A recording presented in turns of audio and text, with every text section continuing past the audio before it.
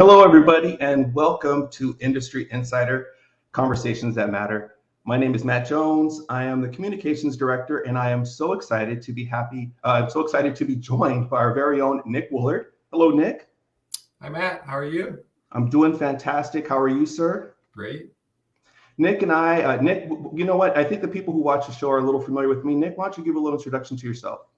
Hi, my name's Nick Woolard. I'm the lead industry analyst at TrueCar. So I basically follow all things auto down to the make, model, new, used, kind of keeping the pulse on all the different trends that are happening out in the market.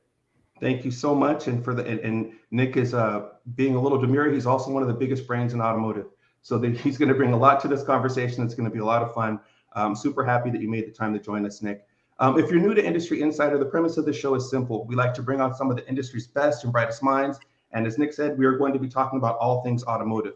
The goal is to collectively uncover opportunities, share tips, and highlight tactics that could make us all, everybody in auto, just a little bit better. And this is going to be a very, very, very special show. For those who have been following, you're familiar that normally we would have on people from the dealer body. And this time we have decided to expand, and we are bringing on some of our trusted partners. And today's topic is, who is today's used car buyer? So to help Nick and I fill this conversation out, we brought in some powerful point of views and some powerful pieces of information from two of our most trusted partners. And with no further ado, I'd like to bring them on. First, I'd like to bring on Kirsten Von Busch from Experian. Good afternoon. Thank you, Kirsten, for making the time to join us today. My pleasure. I'm thrilled to be here. This is going to be a lot of fun. It's going to be a great conversation. And next, I would like to invite on Mr. Ted Lyons from AAA. Hi, everybody. Hi. So as we did with Nick, if we could, Kirsten, would you give everybody a little introduction to yourself, what you do and how long you've been in the industry? Sure, absolutely. I'm currently the Director of Product Marketing at Experian Automotive. I've been with Experian now for 8 years, but I've been in the auto industry my entire career. So 20 plus years in client services, product management, product marketing, and sales enablement. That's awesome. Thank you. And again, a sincere thank you for hanging out with us today. Ted. Hi. So I'm the Director of Financial Services for AAA Northeast Bank. I've been with the club going on 25 years, but I've been with the financial services group for about 20, predominantly in the auto loan and consumer lending space. Oh, that's fantastic. So between you, Nick, Kirsten, and a little bit of me asking questions, I think we're going to have some really good conversation here. We're really going to learn some stuff and really dig in. So to not monopolize anybody's time, let's just set the stage here. The automotive landscape has shifted. And I think it's a safe thing to say that the consumers have shifted too. And we want to talk about the consumers that are always on our mind, used car buyers. And for those who are paying attention, why that might be so important to us here at TrueCar, for those who don't know, more than 40% of the deals that we help connect, between consumers and dealers are used cars. And that's not an impact of today's crushed market. This goes back to pre-pandemic days. So used conversations have always been forefront in our minds. So we're really excited to have this with you guys now. But prices are elevating and people are changing. And so we wanted to highlight that. So I'm going to start off with the first question. And I think, Nick, I'm going to direct this question to you, but everybody else I'd like to join in as well. How has the shopping behavior of today's used car buyer changed compared to years past? I think the biggest change is more new car shoppers are now used car shoppers. So as prices have gone up, people are looking, used cars are lasting longer. And so that's going into the consideration set where it might not have in the past. But I think they're also using a lot more of the tools that are available. And that includes the web for finding the right used car, connecting to the dealer and handling more of the transaction. Ted, Kirsten? Yeah, if you don't mind, Ted, I can expand on that a little bit. So we would echo and agree what Nick said around the new car buyers, where absolutely with the analysis we just released with the Automotive Finance Insights, when we looked at Q4 of 2021, the prime customers are definitely shifting back towards financing used vehicles at increasing rates, right? I mean, we saw a slight dip with that during COVID, but we are seeing that returning. So we wholeheartedly agree with your statements, Nick. We've experienced the same thing on our side too, where, the average size of the loans too, not only the shift from new to used, but, we're seeing it in the last 3 years, 20 to 30% increase in what people are borrowing. And that's kind of a seismic jump in a small period of time where, it just hasn't done that over a decade. So it's. So I want to jump on that, Ted, with what you said. Nick is probably sick of hearing me say this, but I love to talk about the cycle of people buying. And depending upon who you talk to, the average consumer can be expected to trade in their car somewhere between 6, 7, or 8 years from the purchase. Of course, there's anomalies that'll keep their car for 50 years, and there's other people who will trade in 6 months. But average is between 6, 7, and 8 years. So let's pretend that this is not the beginning of 2022, and we're still in 2021. Let's look back to 2014, which would be a 7-year cycle, because we think people keep their cars for 7 years. I think I've dug up some data that I might have stole from Experian. So please don't be mad, Kirsten, if I'm using your data without talking to you about it first. But in Q4 of 2014, the average used car shopper was financing a car, or finance amount was about $18,500 or so. Their average loan, somewhere around 62 months. Average payment was somewhere between $350 to $370 per month. So a person who bought a used car 7 years ago, who's getting ready to jump into this market now, again, assuming 7 years is the regular cycle, we talk about, Q3 of 2021. Now that in Q3 of 2021, the average used car loan was $37,000. The average payment was over $600, and the average term was 70 months.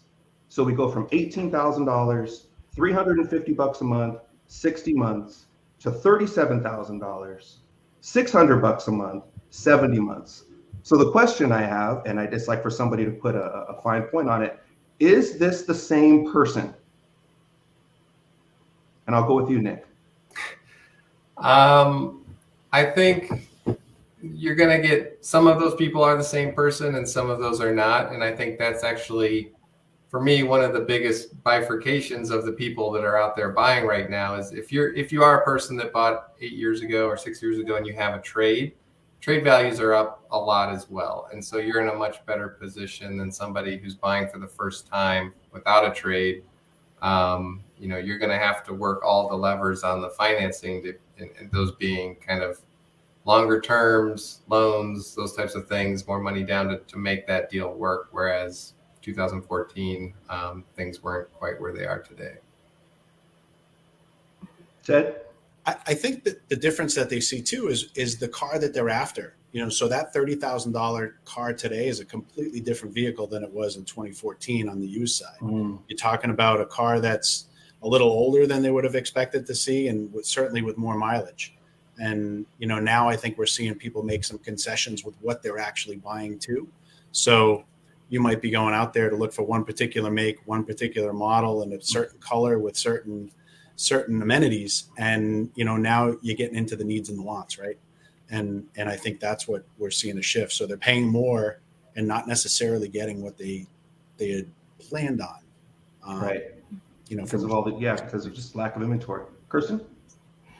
Yeah, no, well, and thank you for sharing the data. We certainly appreciate that.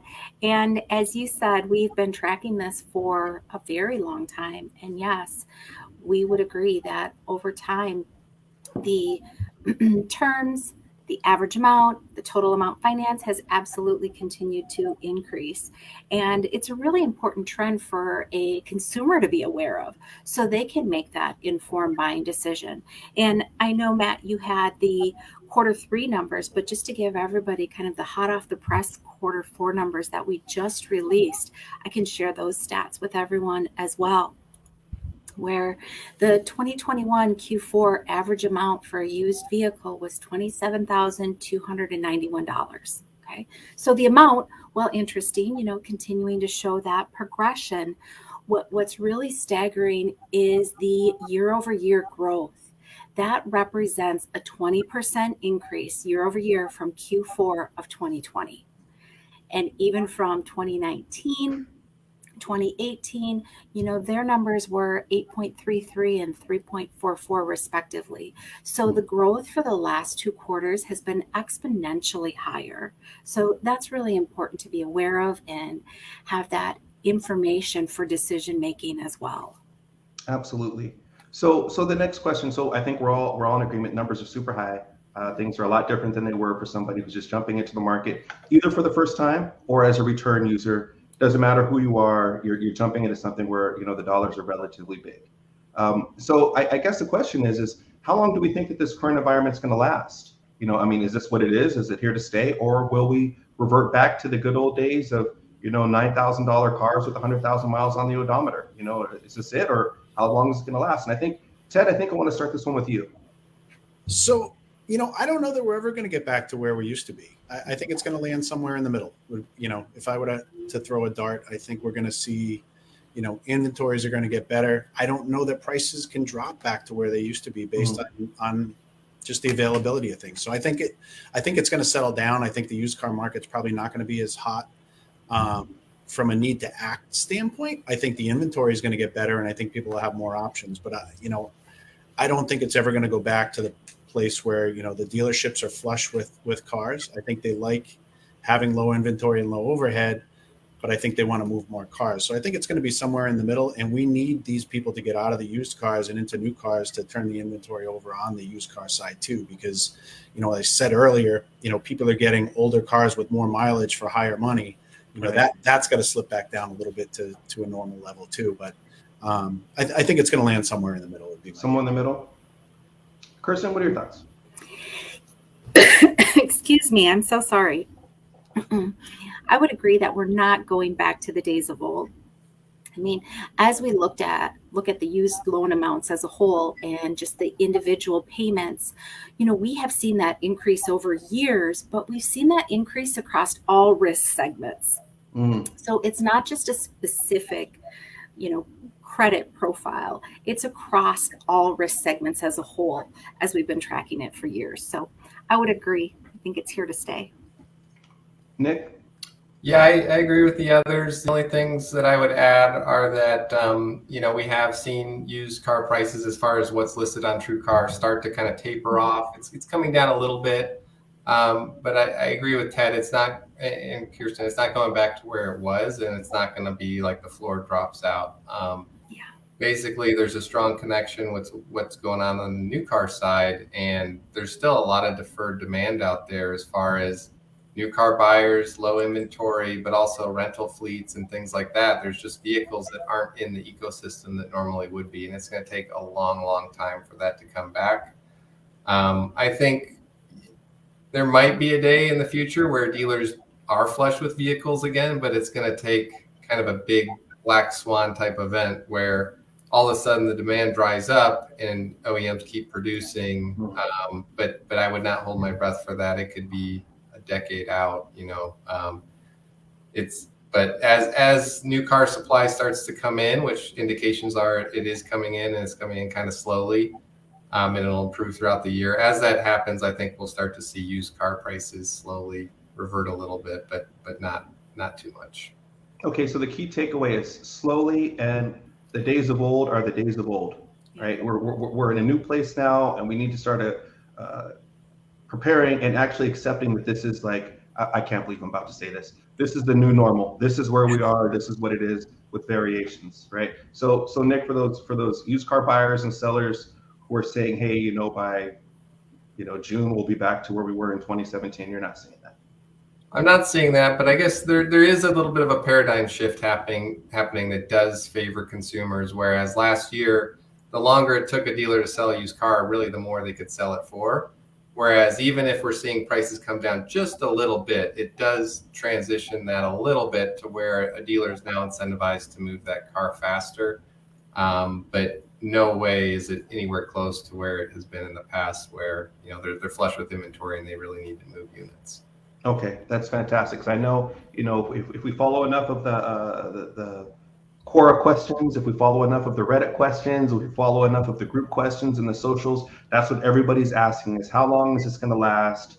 You know, what do I need to do if I'm a dealer preparing for my inventory? If I'm a buyer, what do I need to, like, how much more life do I need to squeeze out of my vehicle in order for things to revert? And so again, the big brains on this show are saying, this is kind of what it's going to be for a while. There's going to be some variations, but kind of get used to this. And I think that's going to be really helpful for people on both sides, on the consumer side and on the dealer side. So, you know, Kirsten, you said something earlier about, you were talking about prime buyers, you know, and you were saying prime buyers, you know, I think prime is what, anybody who's above 660? Yes. And then super prime is what, above 780? So it's like, is it like what exactly is prime? That sounds like correct. I'm going to so? double check my number on that. Yeah. Okay, but we're going to say people who are on pretty solid financial footing, 670, 690, you know, 710, 720. Those people have also been reverting to used cars. But, you know, there's a lot of people in the country who don't necessarily fall into prime. They fall into subprime or maybe even super prime or super subprime or deep subprime, as we like to call it. So when I'm thinking about those folks and I'm thinking about this environment where payments are super duper high, car prices are super high. And usually people who fell into maybe some of those lower credit buckets would gravitate towards lower cost cars. Are we seeing them having the same kind of success, or, you know, or are they being left behind in this environment? Yeah, well, let me address both of those for you, Matt. And just to, you know, give the official range. So you were really, really, really darn close. Officially, super prime is 781 and above. Okay. And prime 661 to 780. Got it. Okay. But what about the people who don't even have a credit score? So kind of before we talk about the subprime or the deep subprime, what about, we would call them credit invisibles. And there's 28 million credit invisibles. And those are people with no credit files at all. So someone without a credit file at all is often forced to rely on high interest credit cards and loans, and certainly that impacts their financing options when purchasing a car. Now, in addition to the 28 million credit invisibles, there's another 21 million people that have credit files that are too limited to score. So, wow. Yeah, right. So how can someone, though, with no credit files build their credit without taking on debt? Right? So we have recently introduced a new program we're really excited about to help address this, and we're calling it Experian Go. Experian Go allows customers to create a credit history from scratch, so they can then start improving their credit scores. So, of course, this is available for lenders who use Experian credit files, right? But since we've launched this, and it's brand new, we've just launched it recently, but since we've done so, we've had 20,000 consumers establish an Experian credit file, which allows them to become visible to potential lenders. So ultimately, that's going to help consumers get the credit that they deserve. When I sold cars here in Southern California, and we rely, at least the dealerships that I worked at, we rely upon Experian. You know, we would use Experian. And you call them credit invisible, we call them ghosts, right? You know the person's there, you understand that they exist, but when you put their social in and you run their social and you look at their credit profile, they would have nothing. They would have no score. In some cases, they might have like they might have a gym membership that defaulted, or they might have gone bad on a utility bill, but there'd be nothing else, and they'd say, I don't remember exactly what the nomenclature was, but like not enough to score. And it was incredibly difficult to get what we called, again, a ghost financed. So to hear that there's a program for people who are ghosts, or I guess the term Experian's using is invisible, to help them, get themselves in a place to maybe get a car, I think that's very, very exciting. If you'd be willing, maybe we could, I'm going to share some clips or some links on how people can reach out to you to learn a little bit more. I think that'll be good for consumers and for dealers like me back in the day who kept getting these ghosts who wanted something to do with them. So thank you for sharing that. Ted, what are your opinions about folks that you're seeing that maybe are credit invisible or low credit scores? How are they going to manage in this area? So, I think that type of consumer, they're still going to find something. It's just going to be a little bit older, a little bit more miles. Everything kind of shuffles down in terms of the availability of cars and so forth. What we end up doing with those folks that have no credit file, or those folks that, are invisible or ghosts and whatnot, is typically we'll try to find them a co-signer, and we look to family and friends to help them out with that. So mom, dad, sister, brother, uncle, whoever. And typically we're able to help in a lot of cases. There are others we can't, but the nature of our organization and the membership we serve, usually we can find some happy medium there, but not always. Yeah, no, that makes sense. Nick, would you like to chime in? I think going back to my days at the captives, cosigner can go a long way to help bring some data to that process, and also better understanding of the risk to then figure out the rate. I think the reason I'm so intrigued by this idea is that and I'm just speaking anecdotally here, as a person who worked in Southern California. In Southern California, if you know it, you've got people who have all the money in the world, and then you have some people who are kind of struggling to get by. And sometimes you'd have somebody who was maybe 22, 23, 20 or something like that, and they came from an environment where they had a cosigner available, a mom, dad, cousin, nephew, somebody. But then there's another group of people who don't have anybody to turn to. There's for whatever reason, mom, dad, cousins are unavailable for them, right? And they're kind of left on their own. And what we would see is, hey, either come up with 20% down, and if we're talking about the average used car right now being $27,000 or $28,000, asking somebody to show up to the lot with $6,000 when the average American has $2,200 in the bank, that's not going to fly, So the cosigner is always such a wonderful option for those who have it available. For those other folks who don't have it available, which, maybe Southern California is an anomaly, but I suspect it's not. To see an opportunity for somebody to have, hey, maybe if I do this, and this, I can help boost, my own circumstances when I don't have either 20% down or 30% down, or in some cases we get payment calls with 40% down when those things were not available to help them get moving. And I'm very, very excited to see that there's options to help people, get into this market. So, besides, and Kirsten, you said that was Experian Go, right? Yeah. And so Nick and Ted, besides Experian Go and cosigners, what else do we think that we could do to help some of these folks who may need safe, reliable solutions to their transportation, acquire it if they find themselves maybe priced out of this market or credited out of this market? I think I just made that word up, but not unable to buy a car in this market. What else? What other recommendations do we have for those folks if they think that their vehicle or their transportation is on their last legs and they might have to jump in even though they're not necessarily ready? What can people do? And so, Nick, I think I want to start this one with you.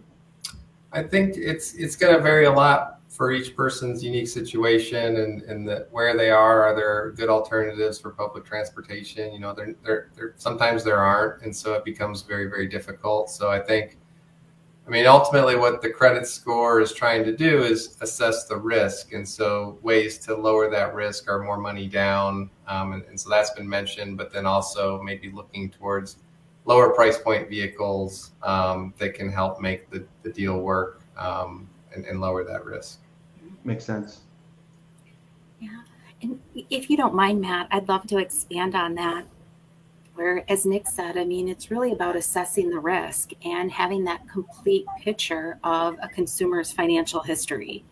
And just from our research, consumer research has told us that 47% of consumers believe they're a better borrower than their credit score represents. And we would wholeheartedly recommend and encourage to allow consumers to self-report.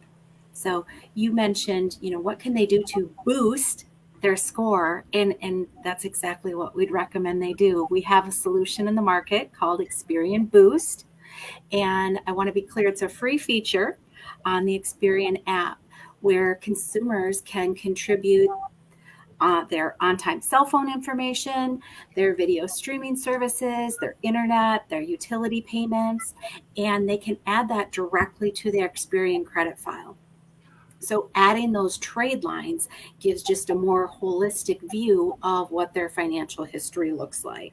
So And, what does that look like from a results perspective? Well, we launched this in 2019. So just before, kind of a year before the pandemic, March 2019, we've had 9 million people connect with this, and over 22 million trade lines have been added. And as a whole, 70% of people who connect with Boost, they see an instant FICO score improvement of more than 13 points. So obviously that really improves financing flexibility for them as well as for the dealership and the lender. So with that increase to their FICO score, perhaps they're more qualified for better interest rates and new offers that they may not have been without that additional financial history. It's super cool because you would see telephone or you'd see like telecom on people's credit, but only if it was negative. Yeah. You'd see utilities on people's credit, but only if it was negative, or you'd see rent if they had an eviction or something like that, only if it was negative. So to see the positive impact for that could be Experian.com/boost. Is that it? Yes, sir. That's it. Experian.com/boost. For anybody who's watching who's interested in this, Experian.com/boost. Ted, what do you think? So, Kristen, you mentioned a very interesting thing, and that's, most people don't know what their credit is, or they think it's better than it Right. is. And, knowing before you go. So, I think that the people in this particular segment that we're talking about, especially, they should go and find out what their credit score is, whether it's a credit card that they have that gives them their score so they're in the ballpark. They can go and they can do the annualcreditreports.com or maybe the Protect My IDs or those types of services to know where they stand out of the gate. But then even beyond that, when they're ready to go and look for a car to research, find out what cars they can afford, find out what cars are available and what they're going for. Get pre-approved for loans so you know how much you're approved for and what that rate is, and be better prepared so that when you go out, you can act on it. Because, we've said since the beginning of this call and previous ones, it's really competitive out there, and that's not going to stop anytime soon. So you need to be prepared to act and to jump on that deal when you see it, because if not, there's others that are going to, and you're not going to have the flexibility of time to go home and mull it over. Yeah, absolutely. If I can throw in my 2 cents, it would be, collectively what everybody said, try to get that lower price point. As to Nick's, definitely, Kirsten, get your score up if you can, understand the market, get pre-approved. But one thing that I saw that was, at least in my days, it was pretty valuable, was try to build a relationship with a store or stores around you. Store A may, decline you for whatever reason because they work with a set of lenders. Store B may have a program for you.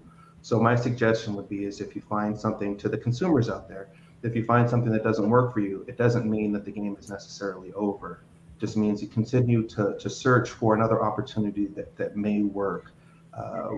I've seen lenders flat decline a consumer, and then 3 hours later, a different lender picked that consumer up at a very favorable rate and favorable terms. And it's because they have different processes. But all of those things still play into effect. You're still going to want to find a car that's more cost effective, to Nick's point. You still want to have your credit in the best shape that you can, to Kirsten's point. And you still want to just have all the options and know what you're doing and be able to move quickly, to Ted's points. I think for folks who are looking for opportunities to get into this market now, and I know that this is a dealer-facing conversation, it's an industry-facing conversation, but a lot of us in the industry, when you are at the store, you do kind of prove as that de facto guidance counselor for somebody who doesn't have somebody else to get, help the consumer figure out their pathway. So hopefully hearing from Nick and Ted and Kirsten can help you, the dealer folks on the call, maybe give some other options that they hadn't considered. So while we were talking, I looked up Experian Go, and I wanted to share that link for people just in case they wanted to. And Kirsten, this is the one where people can start establishing their credit, right? Correct. Yeah. So Experian Go is if they have no credit file at all, they can create one. Okay. So building that credit history from scratch. For the ghosts. And Yes. then this is for the folks who might need a little bit of help getting their score a little bit higher. Boost. Correct. Okay. Yep. You've And got for it. my friends and family in the auto business who are looking to understand the macro of these terms that we've talked about, what is credit looking like on a big score? What is lending behavior? What are average payments? What are average terms based on tier? Experian.com/automotive auto credit webinar form. And how often is this breakdown released, Kirsten? Yeah, so this is our quarterly release about the state of the finance market. We just released the Q4 results from 2021. So you would expect to see in late May, end of June, the Q1 results for 2022. Thank you. Every quarter, tune in. I've always found that to be super, super valuable because, you know, in my days in the stores and on the retail side, you're very focused on what's right in front of you. You know exactly what's happening in your neighborhood. You know it's exactly what's happening in your region. But sometimes to have a better view of the macro, what else is happening in the United States, what's happening with other buyers, it can help influence how you're performing and maybe change some of your processes around. So I think that between the three of you big brains and me asking a couple questions, I think the folks on the call have gotten some really actionable pieces of data and some actionable pieces of advice that they can use to help arrange, to shape their used car selling processes and philosophies at the store. Is there anything, as we get ready to wrap up, because we don't want to monopolize anybody's time, is there anything that you think that we didn't touch on that you'd like to just leave our guests with before we call it a show? And I'm going to start with you, Ted. I guess the only other piece in it, I guess it's a quasi purchase, but is the lease buyouts. You know, they're the hottest thing going right now, and we've seen our volume of people purchasing their leases skyrocket this year, like threefold, and it's tripled. It's amazing, and it's the best year going because if you bought a car or you leased a car 2 or 3 years ago, that's when those residuals were set. And you know, it's with the current price of cars out there right now. Never mind inventory and being able to actually have it. You know, you have a car, you know where it's been, you know how it's been maintained, and you know you can purchase that, and people are doing it in droves right now. You know, before I hand it off to you, Kirsten and Nick, I want to jump on that, Ted. We have been having a lot of conversations encouraging people who may have normally dismissed leasing as a way of acquiring a vehicle to revisit it, even in this market. And, you know, generally the magic of leasing a vehicle is, I think for most consumers, is lower upfront cost, lower monthly cost. But I think the magic is to maybe shield yourself from that depreciation drop if you're buying a car at sticker or above sticker or well above sticker right now. If you lease it, as long as you fulfill the terms of your lease in 2 years or 3 years, you have the opportunity to get out and purchase that vehicle if you are so inclined, just to your point. So I'm really, really glad that you brought that up. I think that's a piece of conversation that's starting to grow momentum out here on, you know, Southern California. Leases all day, every day. You know, on the other coast, leases all day, every day. But, you know, across the Smile states, that hasn't been the case. And we just want to start encouraging buyers to, hey, at least consider it, even if it hasn't been something that you've normally dismissed. So Ted, thank you for bringing that to the forefront. Lease buyouts are a great option, and leasing a vehicle now, if you can do so, may be a way to protect yourself from future harm going forward. Kirsten, what about you? Any parting thoughts? Yeah, the last thing I would just leave you with is we've talked a lot about education and awareness and, you know, being informed as a consumer before you make this important decision. And I think it's important for us to remember as business people that consumers are demanding transparency. We need to provide that to them. Right. And they want to know ultimately that the car that they're buying is worth the money and it's going to be reliable for years to come. And that's where vehicle history transparency is so important as well, right? And that really can contribute to a positive consumer experience and create loyalty. And I mean, at Experian, we're just really proud to collaborate with TrueCar to offer the AutoCheck Vehicle History Report to dealers to allow them to build that transparency and trust with consumers. Well, thank you. Transparency is everything. I remember, this is going to sound really silly, but I remember my first interaction with transparency. It's probably about 18 years ago. And I was in McDonald's. Perhaps it was Burger King. And I was going to order a burger and it had the calories next to it. And I thought, what is this? For my whole life, I've never known what the calories are for a Big Mac. And now I know, and now I can make a decision, right? And since then, you're exactly right. Transparency has just become ingrained in everything that we do, even in automotive. it should be treated no different. Let people know exactly what the pricing is, let them know what the deal is, and let them know what the history of their vehicle is. I love that. Nick? Yeah, my parting thought would be, obviously we've talked about pricing, prices are up, and what are ways to manage that. And so improving your credit score, shopping around, those types of things. But the one additional thing I'd like to leave is definitely, keep in mind total cost of ownership and things like fuel economy. With fuel prices or oil above $100 a gallon, one thing history's taught us is that fuel prices are going to go up and they're going to go down. And so that at least helps. That's another factor that can kind of help save money over the long run, all else being equal, having a more fuel efficient vehicle. So you're talking about look at the totality, not just the car itself, right? Yeah, because I paid $5.30 to fill up a couple days ago, right? And so think about your needs for now and think about your needs down the road, including cost of ownership, how much it's going to cost to replace those tires, what is your insurance cost? Find those things out prior to making the purchase as opposed to after you make the purchase. I think that those are all wonderful tips that should probably be in a piece of content somewhere that somebody can look at and refer back to if they needed to have a cheat sheet. So those who are watching, look forward to it. We are going to condense some of these conversations into a short form article so that you can carry it around with you. Ted, Kirsten, Nick, I would like to thank you so very much for your time on the show today. I would like to always, and I say this with sincerity, you being here has helped make the industry a little bit better. I totally appreciate it. And if there's anything that I can do, if there's anything else that we can do for you at TrueCar, please let us know. We are at your beck and call. For the folks who are watching the call, if you'd like more information on how to get in touch with Ted, how to get in touch with Kirsten, Nick, or myself, you can easily reach me, mjones@truecar.com, Matt Jones, mjones@truecar.com, and I will be that gateway and we can get these conversations going. Truly expect this conversation to be the first part of something that's going to be longer and broader. So thank you very much, guys. I really appreciate your time. Until the next time that we talk again, I will see you soon.